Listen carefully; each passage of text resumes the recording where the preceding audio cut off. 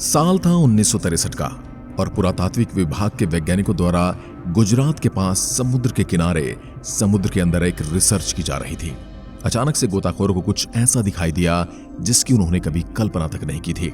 उन्होंने तुरंत पानी से बाहर आकर अपने बॉस को फोन मिलाया और इस खबर को जल्द से जल्द अपने सीनियर अधिकारी को बताने की कोशिश की, जैसे उन्हें कोई खजाना मिल गया हो।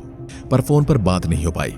वो वापस पानी में गए और इस अद्भुत नजारे को देखने लगे मानो उन्हें इतिहास का वो पन्ना मिल गया हो जो भारतीय और सनातनी इतिहास में एक ऐसा सच दिखाने वाला हो जिसे सनातनी आंखें सदियों से तलाश कर रही थी।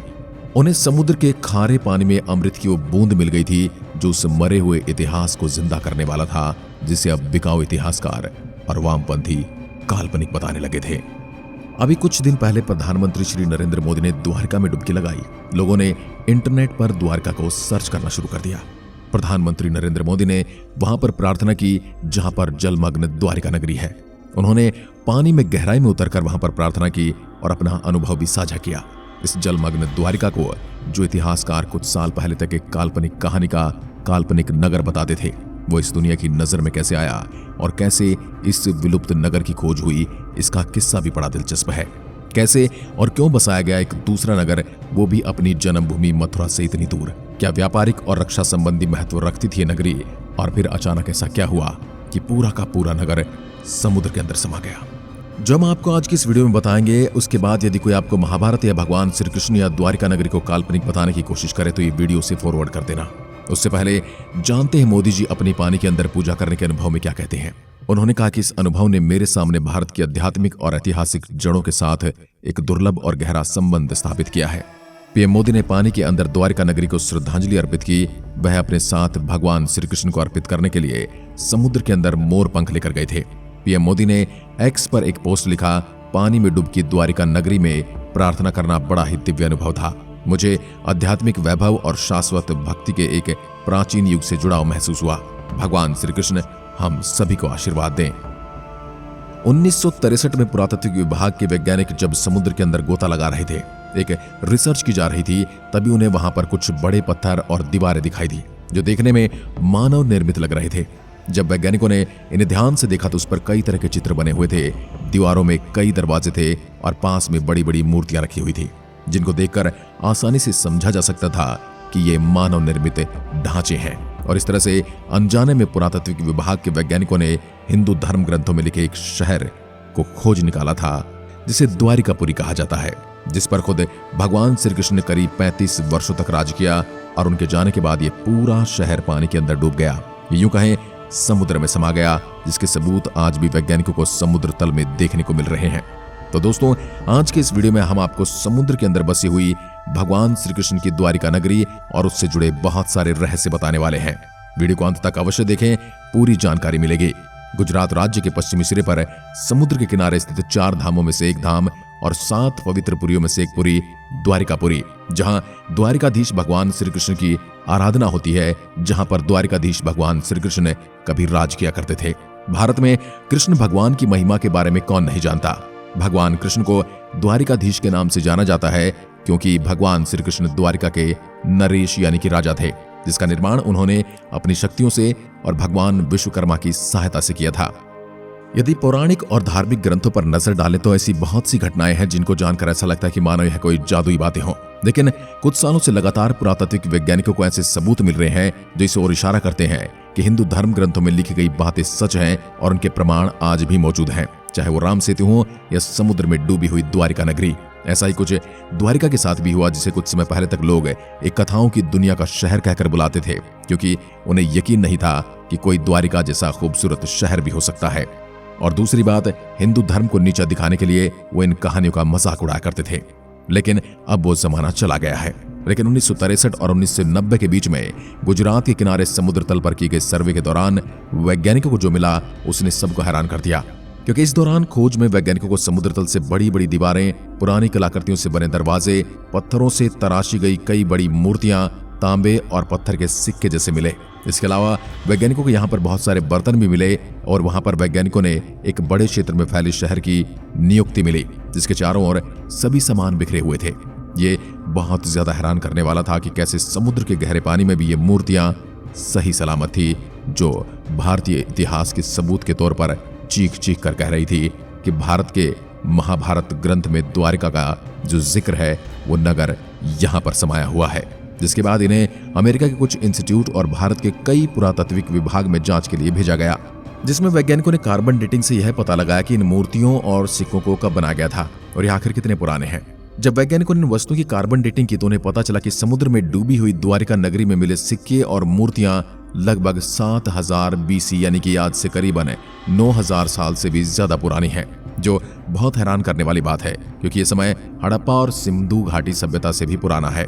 दुनिया की कोई भी सिविलाइजेशन उस समय इतनी एडवांस नहीं थी कि वह इस तरह की खूबसूरत दिखने वाली मूर्तियां और इतने बड़े शहर का निर्माण कर सके। जिस समय पूरी दुनिया अपना पेट भरने और खेतीबाड़ी सीख रही थी, ओढ़ना पहनना सीख रही थी, उस वक्त भारत में नगरों का निर्माण हो रहा था। जिसके बाद ये साबित हो गया कि भगवान श्री कृष्ण और विश्वकर्मा द्वारा बनाया गया वही द्वारिका शहर है जिसका जिक्र महाभारत ग्रंथ में मिलता है, जिसका निर्माण भगवान श्री कृष्ण ने आज से कई हजार साल पहले अपनी प्रजा को दुश्मनों से बचाने के लिए समुद्र के किनारे पर किया था। आप जानते होंगे कि कंस वध के बाद जरासंध ने भगवान श्री कृष्ण की मथुरा नगरी पर 18 बार हमले किए थे, जिससे तंग आकर भगवान श्री कृष्ण ने द्वारिका नगरी बसाई थी। वो एक शांत नगरी बसाना चाहते थे जहां पर उनकी प्रजा और लोग सुरक्षित रहें।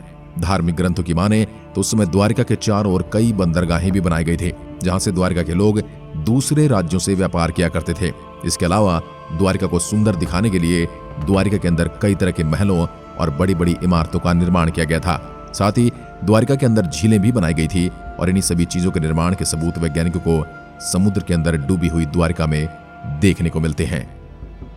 एक तरफ यह भारतीय इतिहास के समृद्ध सबूत के तौर पर उभरी, तो वहीं वामपंथियों और विधर्मियों के सीने पर यह कील की तरह था, क्योंकि जिस चीज को वो झुठलाने की कोशिश कर रहे थे, इसे एक सबूत ने उस शहर, उस नगरी और उस ग्रंथ के सही होने के सबूत दे दिए थे।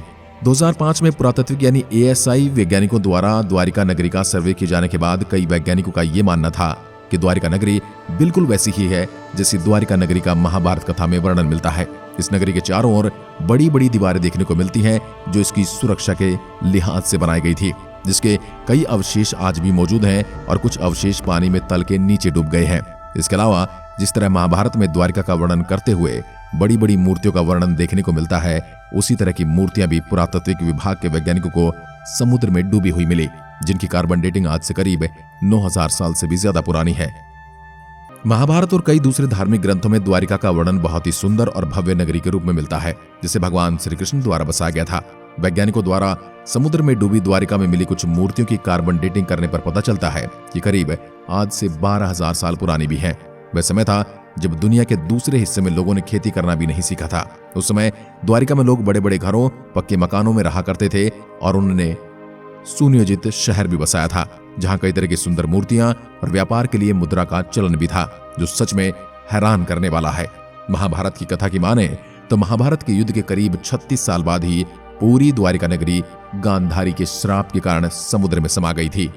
अब सवाल आता कि आखिर द्वारिका नगरी डूबी क्यों थी और द्वारिका नगरी को भगवान कृष्ण ने बचाने की कोशिश क्यों नहीं की।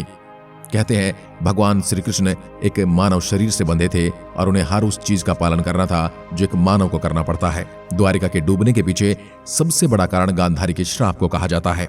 कहा जाता है जब भगवान श्री कृष्ण ने पांडवों की ओर से युद्ध लड़ा तो यह तभी तय हो चुका था कि इस युद्ध में पांडवों की जीत होगी और कौरवों के वंश का विनाश होना तय है। लेकिन इसके अलावा भी श्री कृष्ण ने युद्ध में कई कौरवों को छल से मारा। उदाहरण के तौर पर पितामह भीष्म, गुरु द्रोणाचार्य और अंत में अंगराज कर्ण और दुर्योधन के साथ भी ऐसा ही हुआ। ये बात कौरवों की मां गांधारी को काफी पीड़ादायक लगी। उन्हें ऐसा महसूस हुआ कि खुद भगवान श्री कृष्ण ने छल से उनके बेटों को छीना है, जो कि काफी हद तक सच भी था। विद्वान मानते हैं इस युद्ध में अर्जुन और भीम तो निमित्त मात्र थे, सब कुछ करने वाले तो भगवान श्री कृष्ण थे। जिसके बाद गांधारी ने भगवान श्री कृष्ण और उनके पूरे कुल को श्राप दे दिया। उन्होंने कहा, जिस तरह से मेरा वंश आपस में लड़कर खत्म हुआ है, उसी तरह से तुम्हारा वंश और तुम्हारा परिवार भी ऐसे ही खत्म होगा। और फिर एक ऐसा युद्ध होता है जिसे मौसल युद्ध के नाम से जाना जाता है, जिसमें द्वारिका के सभी शूरवीर आपस में लड़ पड़ते हैं और एक दूसरे को मार देते हैं। इसमें भगवान श्री कृष्ण के पुत्र और कई महारथी और सेनापति भी मारे गए। और श्राप के कुछ सालों बाद ही भगवान श्री कृष्ण और उनके भाई बलराम ने अपना शरीर त्याग दिया, जिसके बाद पूरी द्वारिका मानो अनाथ सी हो गई, क्योंकि अब उसकी रक्षा करने वाला कोई नहीं था। जिसके बाद गांधारी के श्राप से द्वारिका में कई प्राकृतिक आपदाएं आई और अंत में पूरी द्वारिका को समुद्र ने निगल लिया। जिस समय द्वारिका समुद्र में समा रही थी उस समय अर्जुन भी उसे दूर से देख रहे थे। अर्जुन ने स्वयं महाभारत में इस बात की व्याख्या की है। अर्जुन ने कहा कि मैंने सुंदर इमारतों को एक के बाद एक जलमग्न होते देखा। कुछ ही क्षणों में सब कुछ खत्म हो गया और उसके बाद समुद्र ऐसा हो गया जैसे वहां पर कुछ था ही नहीं, वहां पर कुछ हुआ ही नहीं। जिसके बाद सबके लिए द्वारिका सिर्फ एक नाम और याद बन गई। कुछ लोगों के लिए हिंदू धर्म का उपहास बनाने की वजह भी बन गई, क्योंकि अभी तक द्वारिका नगरी के अवशेष नहीं मिले थे। दोस्तों, इसी तरह से कई सबूत हमें महाभारत युद्ध के भी देखने को मिलते हैं। आज के समय में बहुत सारे लोग हैं जो महाभारत को एक कथा की तरह देखते हैं, पर आप जानकर हैरान हो जाएंगे, वैज्ञानिक भी महाभारत के होने के कई प्रमाण दे चुके हैं। इसलिए आज के समय में यह कथा नहीं बल्कि इसे भारत का इतिहास कहा जाता है। और सच में हमारे पूर्वजों की इतनी बड़ी थाती हमें विरासत में मिली है, हमें इसकी कदर करनी चाहिए। जो आज से कई हजार साल पहले भारत में घटित हुआ था, महाभारत की शुरुआत आज से कई हजार साल पहले राजा मनु से होती है। इस वंश के करीब 50 से ज्यादा राजाओं का वर्णन हमें महाभारत कथा में देखने को मिलता है, जिनमें मुख्य राजा पांडु, धृतराष्ट्र और भरत रहे हैं। ये काफी हैरान कर देता है कि कैसे महाभारत को लिखते समय इन राजाओं के वंश और शक्तियों को इतनी डिटेल में लिखा गया है। इसके अलावा महाभारत में उस समय घटित हुई कई खगोलीय घटनाओं का भी वर्णन है, और जब वैज्ञानिकों ने आधुनिक टेक्नोलॉजी की मदद से उन घटनाओं की गणना की तो ये साबित हो गया कि सभी खगोलीय घटना उसी समय की हैं जिस समय महाभारत घटित हो रही थी। ये बातें साबित करती हैं महाभारत का युद्ध सच में हुआ था, जिसमें लाखों सैनिकों और दुनिया के सबसे शक्तिशाली योद्धाओं ने भाग लिया था। और स्वयं भगवान श्री कृष्ण ने युद्ध लड़ने में पांडवों की सहायता की थी। हालांकि उन्होंने युद्ध में प्रत्यक्ष भाग नहीं लिया था, उन्होंने हथियार न उठाने की प्रतिज्ञा की थी। कई बार हमें ये बात काफी हैरान कर देती है, कैसे हमारा इतिहास इतना समृद्ध था, किसकी खोज आज भी दुनिया भर के वैज्ञानिकों को हैरान कर देती है। और हमें सिलेबस और हमारी किताबों में क्या पढ़ा जाता है? सिर्फ कुछ हमलावरों का इतिहास, न उन राजाओं की कहानी जिन्होंने इस देश में मंदिरों के साथ साथ विश्वविद्यालयों का निर्माण कराया। हमें बस पढ़ाया जाता है तो किसने लूटा, किसने मारा, किसने लाल किले पर सिरों की मीनार बनाई। इसके अलावा बस हमारा इतिहास खत्म हो जाता है। क्या आप भी मानते हैं कि हमें इतिहास पढ़ाने में कंजूसी की गई है? हमें वो इतिहास नहीं पढ़ा गया जो हमें आगे बढ़ने को प्रेरित करता है। हमें वो इतिहास पढ़ा गया जो हमें मरा, कुटा, कुचला, हारा हुआ और कमजोर दिखाता है।